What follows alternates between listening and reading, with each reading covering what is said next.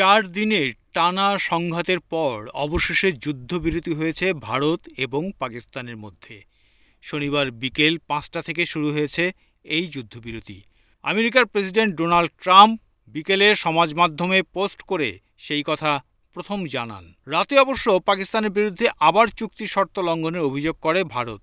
জম্মু কাশ্মীর সহ সীমান্তবর্তী একাধিক এলাকায় গোলাবর্ষণ করে পাক সেনা। যদিও সংঘর্ষবিরতির পর রবিবার সকাল থেকে পরিস্থিতি মোটের ওপর শান্তই। রাতে নতুন করে আর কোথাও বিস্ফোরণের শব্দ শোনা যায়নি, হয়নি নতুন কোনো ড্রোন হামলাও। ভারত পাকিস্তানের এই ঐতিহাসিক সমঝোতার অন্যতম প্রধান ভূমিকা যে আমেরিকারই, তা এক প্রকার স্পষ্টই হয়ে গিয়েছে। সংবাদ মাধ্যম CNN দাবি করেছে, শনিবারের 2 ঘণ্টাই ভারত পাকিস্তান সংঘর্ষ বিরতির মূলে রয়েছে। পহেলগাঁওয়ে জঙ্গি হামলার পর প্রথম থেকেই সন্ত্রাসবাদের বিরুদ্ধে বার্তা দিয়ে আসছিল ট্রাম্প। ভারতের বক্তব্য, সন্ত্রাসবাদের বিরুদ্ধে লড়াই জারি থাকবে। অপরদিকে পাকিস্তানের বক্তব্য ছিল, দেশের সার্বভৌমত্ব বজায় রাখতে তারা পাল্টা আঘাত করেছে। কয়েকদিন ধরে টানা আঘাত পাল্টা আঘাতের পর শুক্রবার রাতে আলোচনার পথে হাঁটার ভাবনা চিন্তা করছিল পাকিস্তান।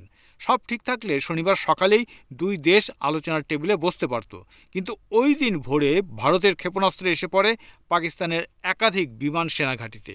কূটনৈতিক আলোচনার ভাবনা তলিয়ে যায় অথই জলে। 2 পরমাণু শক্তিধর দেশকে শান্ত করতে এরপরেই মাঠে নামেন আমেরিকা। মার্কিন ভাইস প্রেসিডেন্ট JD ভ্যান্স উদ্যোগী হয়ে ট্রাম্পের সঙ্গে আলোচনা করে সরাসরি ফোন করেন ভারতের প্রধানমন্ত্রী নরেন্দ্র মোদীকে। জানান 2 দেশের মধ্যে সরাসরি আলোচনা হওয়া প্রয়োজন। এরপরেই 2 দেশের ডিরেক্টর জেনারেল অফ মিলিটারি অপারেশনের ফোনে কথা হয়। সিদ্ধান্ত হয় সমঝোতার। যা হওয়ার শেষ 2 ঘণ্টাতেই হয়েছে দাবি মার্কিন সংবাদ মাধ্যমের। আমেরিকা ছাড়াও এই সমঝোতায় ভূমিকা ছিল আরও কিছু দেশের। রাশিয়ার পররাষ্ট্রমন্ত্রী কিছুদিন আগেই ফোন করে 2 দেশকে সমঝোতার বার্তা দিয়েছিলেন। পাকিস্তানে কথা বলেছিলেন চীনের পররাষ্ট্রমন্ত্রী। পরে তার সঙ্গে ভারতের জাতীয় নিরাপত্তা উপদেষ্টা অজিত দোভালেরও কথা হয়। সৌদির পররাষ্ট্রমন্ত্রী কোনো পূর্ব পরিকল্পিত সূচি ছাড়াই ভারতে চলে এসেছিলেন। জয়শঙ্করের সঙ্গে দেখা করে তিনি চলে যান পাকিস্তানে। ফোন আসে সংযুক্ত আরব আমিরাত এবং কাতার থেকেও। ইতালির পররাষ্ট্রমন্ত্রীর সঙ্গেও জয়শঙ্করের কথা হয়। পহেলগাঁও হামলার পরপরই ইরানের প্রেসিডেন্ট ফোন করে মোদি এবং শরীফের সঙ্গে কথা বলেছিলেন।